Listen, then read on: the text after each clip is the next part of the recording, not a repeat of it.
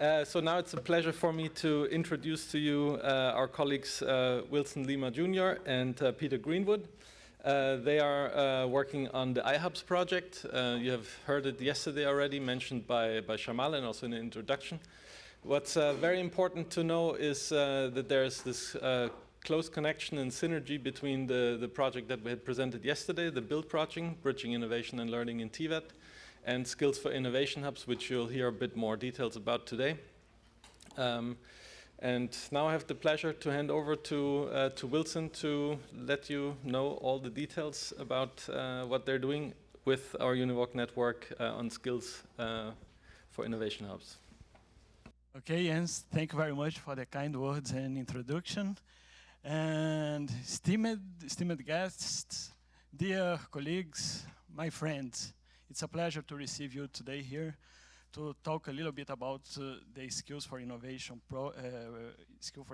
Hubs project. And I will walk you through a very simple presentation. I will start with the backdrop against which this project was developed and planned. And then I will give you some details about what we are doing, the results that we have been achieving, and the way forward. So before I start, I just like to introduce again my colleague Peter Greenwood. He's the senior advisor here for UNESCO-UNEVOC, assisting this project since the very beginning. And naturally, I would like to invite all the iHubs that are here at this room today to stand up, please, so they can see you and be aware of those that are in this partnership with us.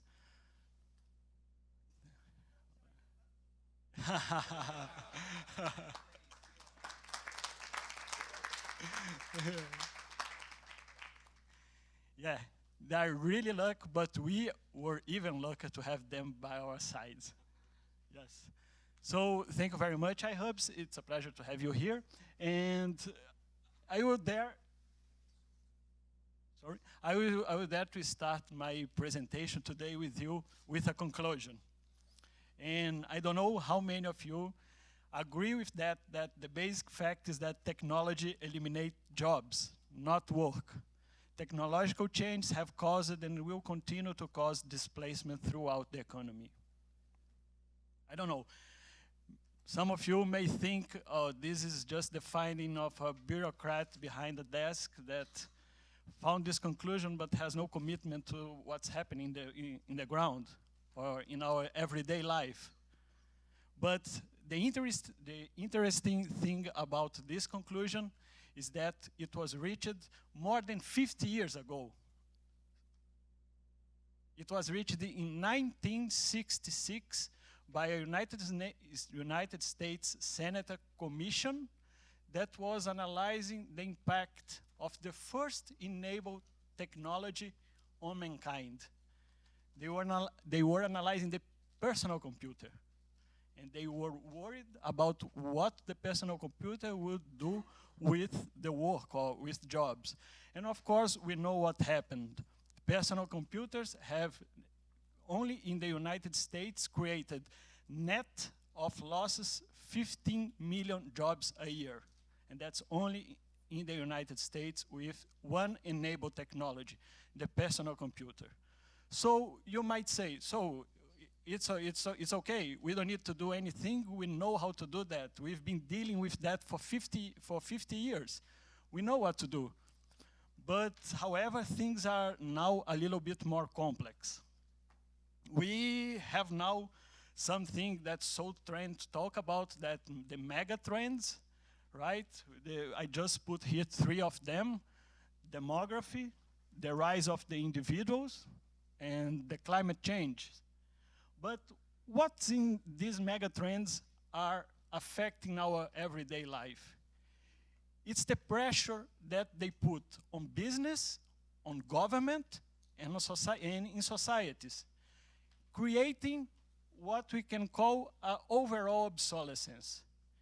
If before obsolescence, it was an accountancy term or mainly used for products or even process, now it's something that is spreading to services as well.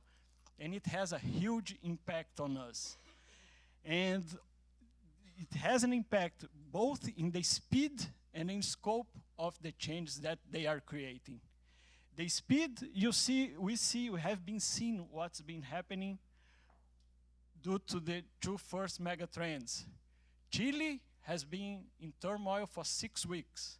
People manifesting because the government doesn't meet their requirements. MENA region has been in turmoil for 9 years, and the government don't know how to react to that. And climate change as well. Last week I read a very interesting news. Asset owners of $2 trillion have committed to be carbon neutral by 2050. So if your company needs funds, you definitely need to be carbon neutral. So in terms of speed, it's something that's happening very fast because 30 years is one generation in historical terms is something that's very fast. So the process of obsolescence is now widespread. It's much more complex, and it's a scale that we haven't seen before. Services sector is the leading sector in 201 countries around the world. Here you can have an idea on the left map on where services is the most important sector. And I'm just pointing the services sector because, as I mentioned before, innovation was happening in industry, in products. And now services are changing in a ever fast pace. The way we order food, the way we travel, the way we drive our cars, the way we ask for a taxi, all the services are being impacted. And that has a major challenge for us because it impacts all over the world. And the map on the right-hand side, you can see a clear divide between north and south. So that's where our main challenge comes. How to make the south to not lose the opportunity of development created by innovation and services. So 2 things that make our era unique, just recalling. It's the scope of the change that they are creating and the scale. That's something that is unseen up to now.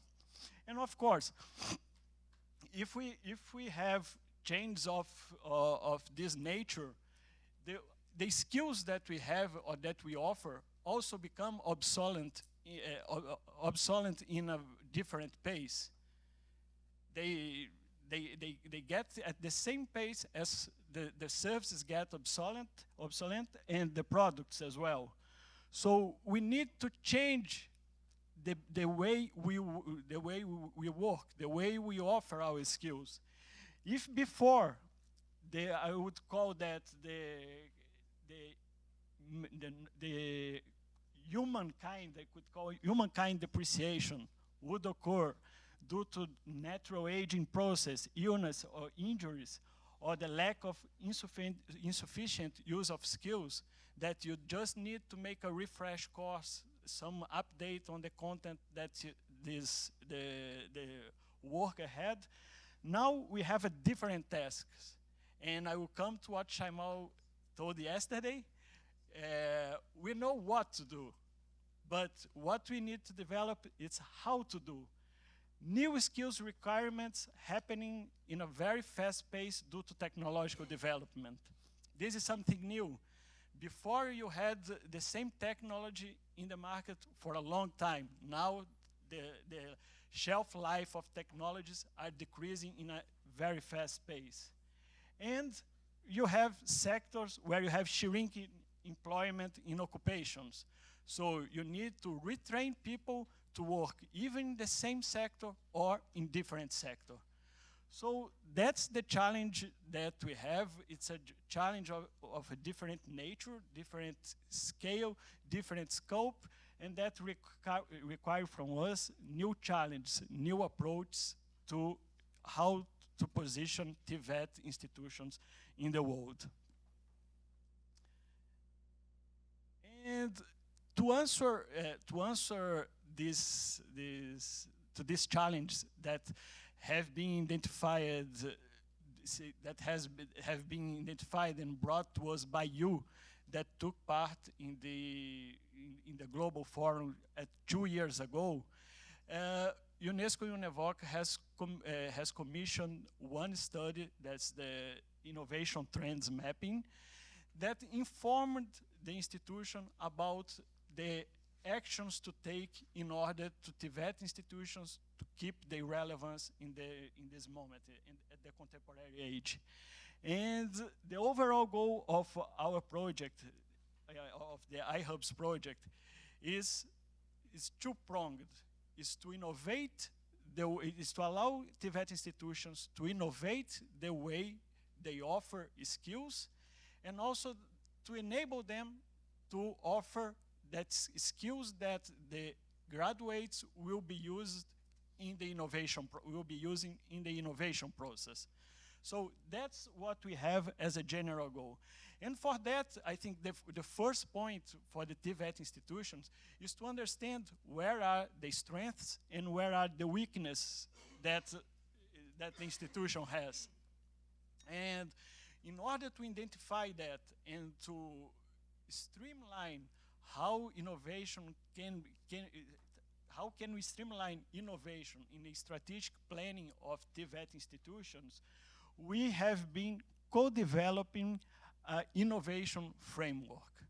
This innovation framework has been co-developed with the 10 iHubs that are part of this project that you've seen in the beginning of the presentation since March 2019.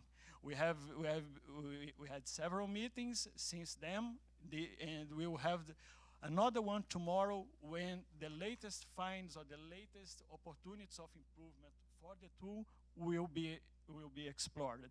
So the main goal of this project is to develop, or co-develop and test what we call the iHubs innovation framework. That's synthesized in this booklet here. That's that's our working paper. That's the document that synthesizes what the innovation framework is. And while applying and testing and co-developing the iHubs innovation framework, we are able to do two things. We are able to capture the strengths of the iHubs, and we use that strength to build a narrative on innovative practices, and we also identify opportunities for improvement in the institution. And we have as an output an innovation action plan. The project covers 3 main areas: entrepreneurship, digitalization, and greening. And we are now heading to the final moment of the pilot phase that ends in March 2020. So you have seen that before in Shaimal's presentation. We have 4 iHubs partners in Europe. We have Omnia from Finland, BICAL from Cologne in Germany, Technica from the Basque Country in Spain, MCAS from Malta. From Africa, we have Yabatech from Lagos, Nigeria, RVTTI from Eldoret, Kenya, SIT from Seychelles, and from Asia Pacific region, we have Shenzhen Polytechnic from Shenzhen, TESDA Women's Center from the Philippines, and University of Vocational Training from Sri Lanka. As you can see, this already shows us some of the strengths of the iHubs innovation framework. We have been able to put together institutions with very different profiles, with very different cultures. Just as an example, we have Shenzhen Polytechnic that has 25,000 students under one roof, and we had, for example, SIT with 350 students in the institution as a whole.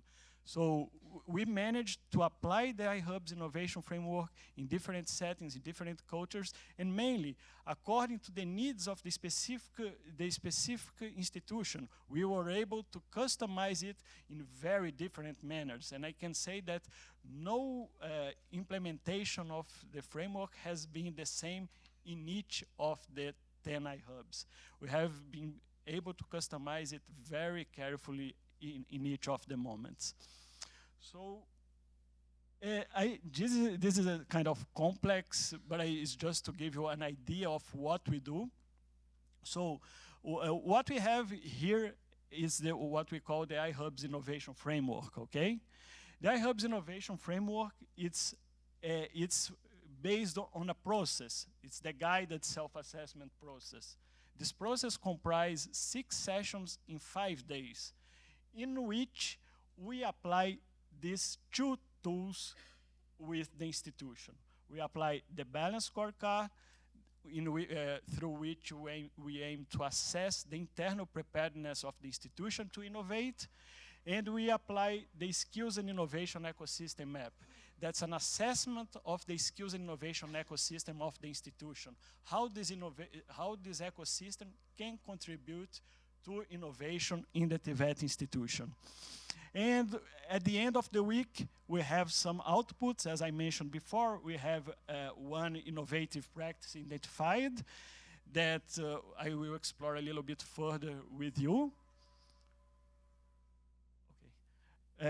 We develop an innovation action plan. That's a concrete action plan to tackle an opportunity of improvement that was identified during the consultations. And of course, we gather and take down the recommendations for the improvement of the iHubs Innovation Framework. And all of that is done with an iHub peer reviewer. So in all this guided self-assessment, this 5 days exercise, one of the iHubs is peer reviewing the other in a constructive manner, building up something more solid.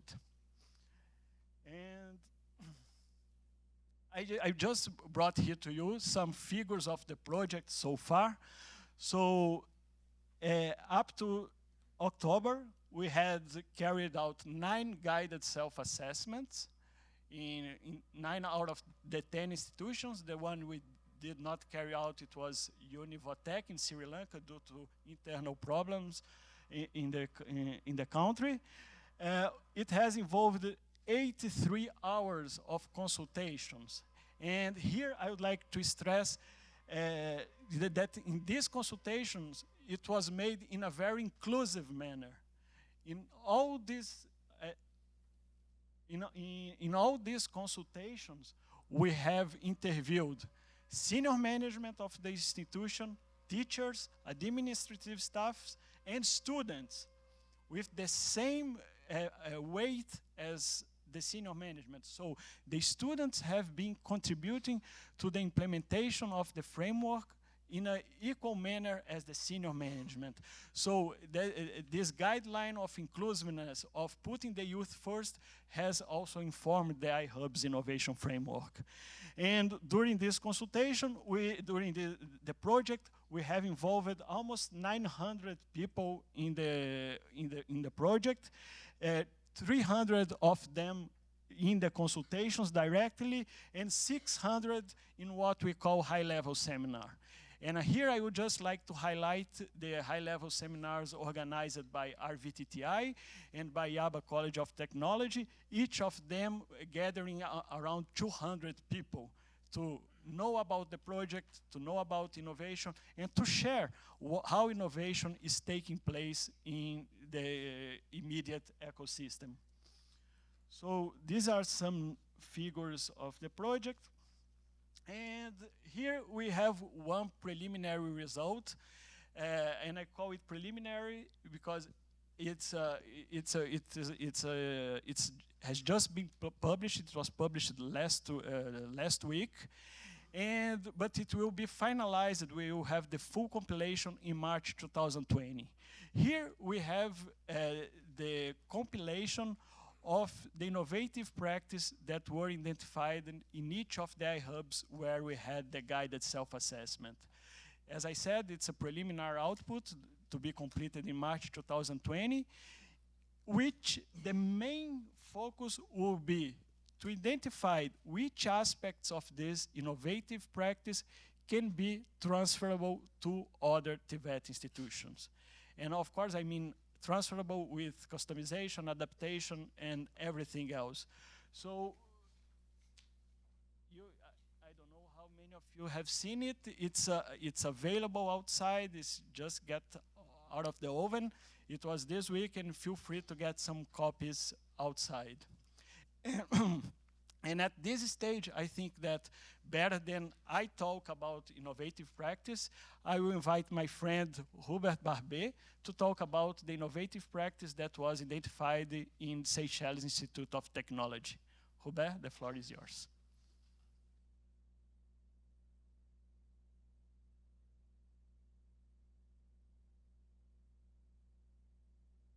Thank you. Good afternoon. I'm Hubert Barbet, the director of the Seychelles Institute of Technology. By the way, did you see how Seychelles was presented on the map? A single dot. A population of less than 100,000 people. How UNESCO-UNEVOC managed to identify Seychelles and to select Seychelles as one of the iHub in the pilot exercise, I don't know. But I can tell you, we have been privileged. And I had the opportunity, first of all, to participate as a peer reviewer during the GSA exercise at RVTTI in Kenya. That was my first experience. So that allowed me to prepare, because after that it was to happen in SIT, Seychelles Institute of Technology. Myself as a coordinator, I managed to learn what were, the challenge there, and so that when UNESCO-UNEVOC came to SIT, we were better organized. And I'll mention here, we were grateful to receive 2 peer reviewers from 2 countries for this exercise at SIT. Our colleague Luis from MCAS, Malta, and then Wen Ming from Shenzhen Polytechnic. That was very great. And that exercise allowed SIT to really discover where our deficiency, where our issues, where our mistakes were. And one of the main, and I believe it had been common in a number of the iHubs issue discovery, was about communication. The issues communication. What happened, we have, in an institution, we have the management, we have the teaching staff, we have the non-teaching staff, we have the learners, everybody else. But what we discovered is that something may be happening at our institution. Even our vision statement, our mission, we discovered that not everyone in the institution knew about those, knew where the direction the institution was going. Our support staff never heard probably of the mission statement. And whatever was happening at the institution, we would see maybe a big bus coming with a delegation coming to visit the institution. Some of our stakeholders, our staff would be wondering, what is happening at our institution? What is happening? We just see people disembarking, going, meeting the vice chancellor or the director, but not everybody is involved in the process. You see, so we managed to discover that a lot.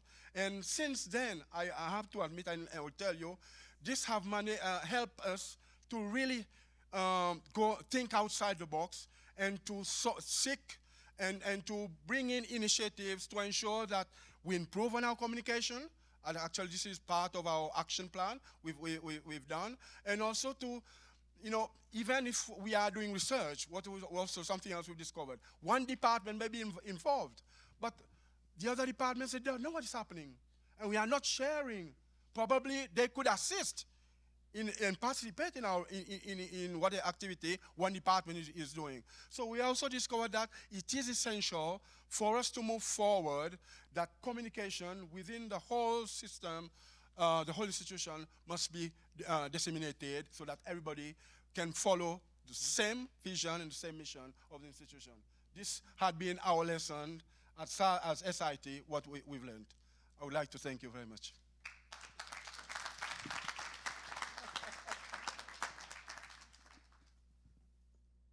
So thanks a lot, Hubert. And so this is the innovative practice we are working now through to the full compilation. 2020, we will launch it globally, and it will be a more robust document with more technical inputs, and we'll be pleased to let you know when it happens. And in the next slide, I would like just to bring, I don't think you can read that, but I would like to bring us some unexpected spillovers of the project. Once we finish the 9 consultations or the 9 guided self-assessment in the institutions, we just realized we had very valuable material, a lot of content, a lot of information in our hands, and we needed to work on it, to make sense of that, to create, to try to establish where the knowledge or where the good practices were in all these documents that were produced, all the information that were collected. So we thought about how to use technology in order to analyze the data that we had collected during these 9 guided self-assessments. And we were pleased to meet some young guys here from Bonn that managed this kind of very fancy thing, natural language processing. Don't ask me what is that, but it's something that reads the content and create patterns and logic and among the information. So they use this technology to assist us in interpreting the data that we were collecting. And besides analyzing the data, they helped us to create a way of visualizing the data that were offered to us. So when we finished the first round of the exercise, we were able to identify supporting conditions for innovation that were common to the iHubs, and also barriers to innovation that were common to the iHubs, and even that were particular to each of the iHubs.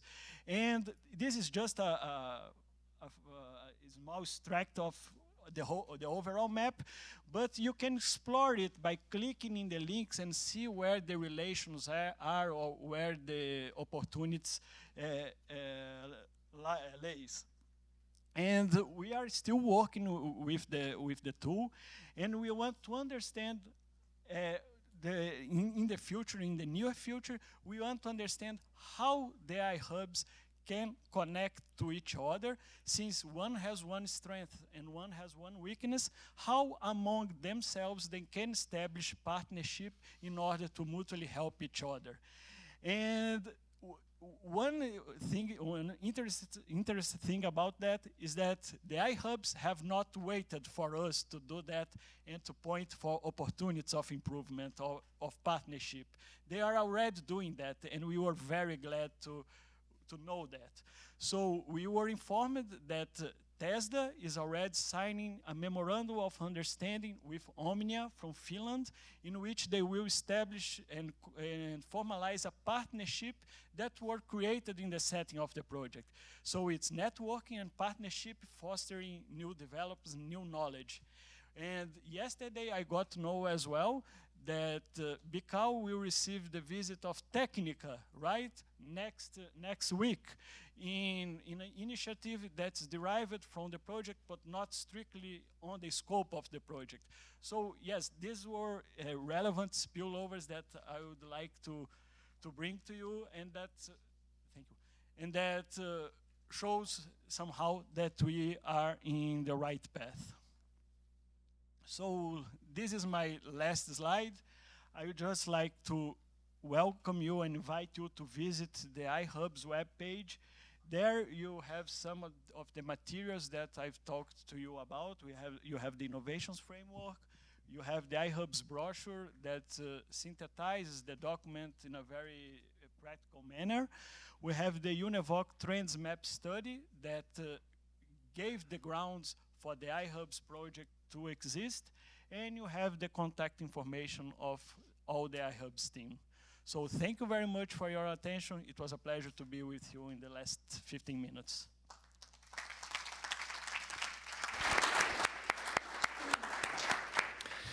Well, thank you very much, Wilson, Peter, for supporting him, and for Hubert to share his experience.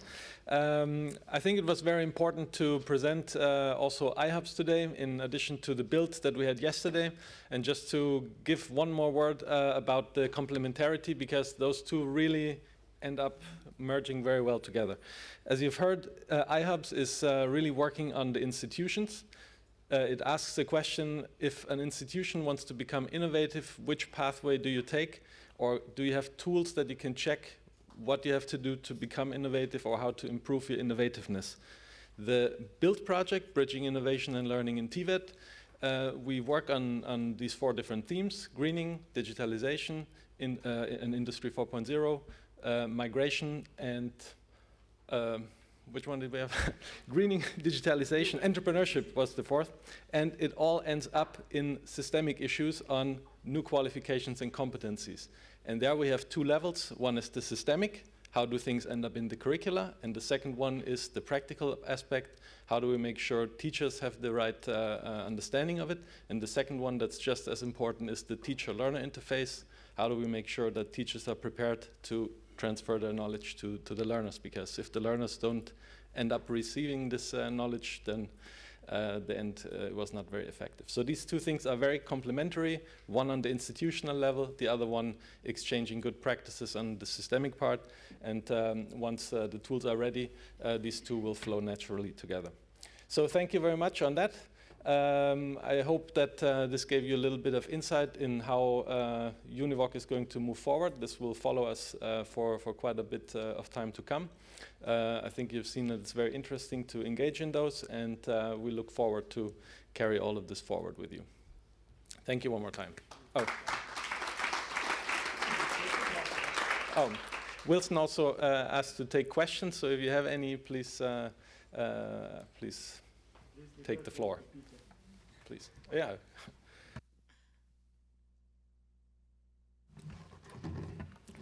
Thank you.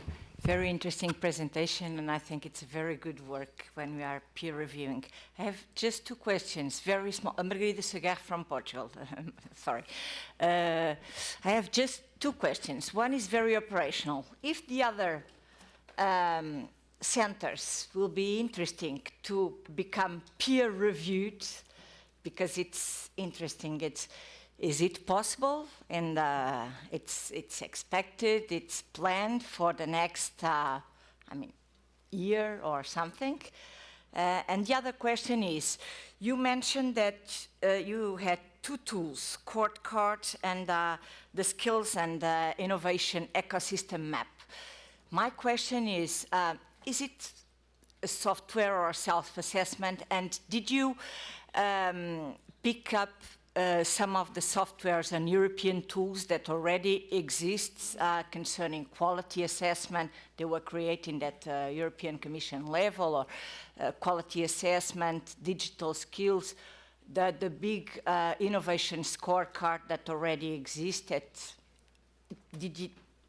These tools inspired you for something, or just has nothing to do? Thank you.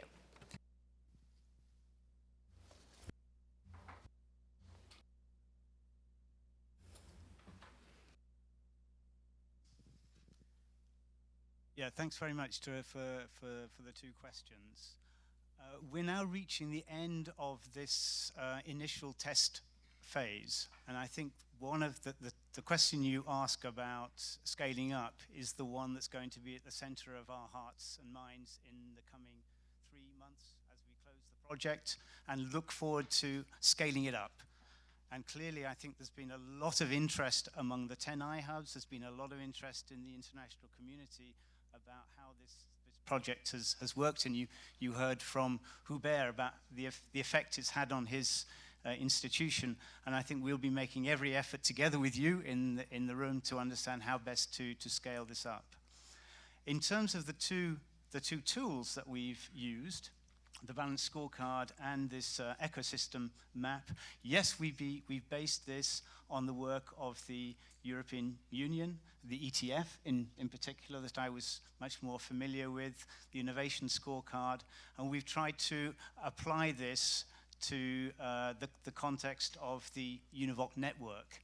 And I think that you can see the DNA of those tools within the toolbox that we have created. And that's, I think, been a very good start. So already these are a bit tried and tested as approaches, and that's given us the confidence to work with these same tools across the different continents. But now we're trying to gather lessons and understand, what's really been the conditions for success of the project, what we can learn for the next phase. But indeed, we worked with the inspiring examples that we had from the international community. Thank you.